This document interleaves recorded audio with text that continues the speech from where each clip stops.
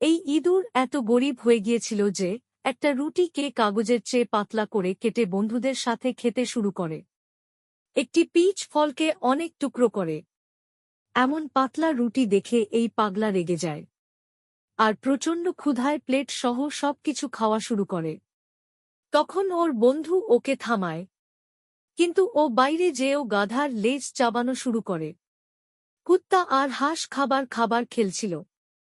তখন ইঁদুর বাজার থেকে গিফট বক্স নিয়ে আসে, কিন্তু হাঁস ওটাকে ফেলে দেয়, যার ভেতর কিছু জাদুর বীজ ছিল।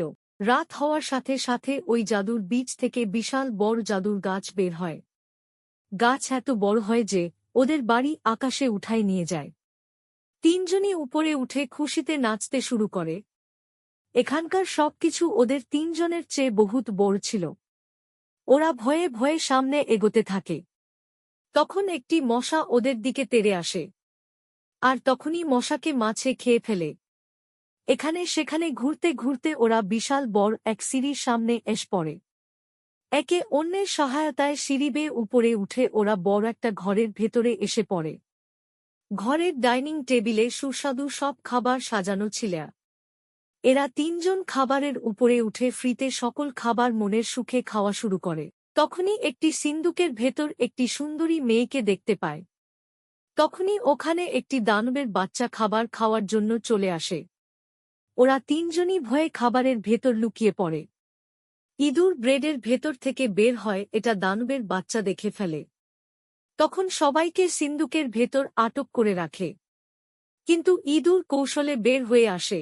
দানব সিন্দুকে তালা লাগিয়ে ভুলে চাবিও খেতে যায়, তখনই আবার চাবি পকেটে রেখে ঘুমাতে শুরু করে। তখন ইঁদুর রশি বেয়ে চাবি চুরি করার সময় একটি বক্সে আটকা পড়ে যায়। তবুও যেকোনোভাবে ইঁদুর ওই চাবি চুরি করে উপরে উঠে ওর বন্ধুদের মুক্ত করে এবং ওখান থেকে পালাতে শুরু করে।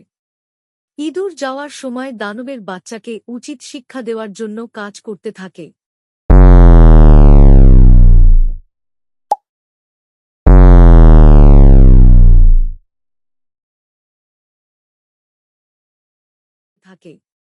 তখন সবাই নিচে নেমে আসে।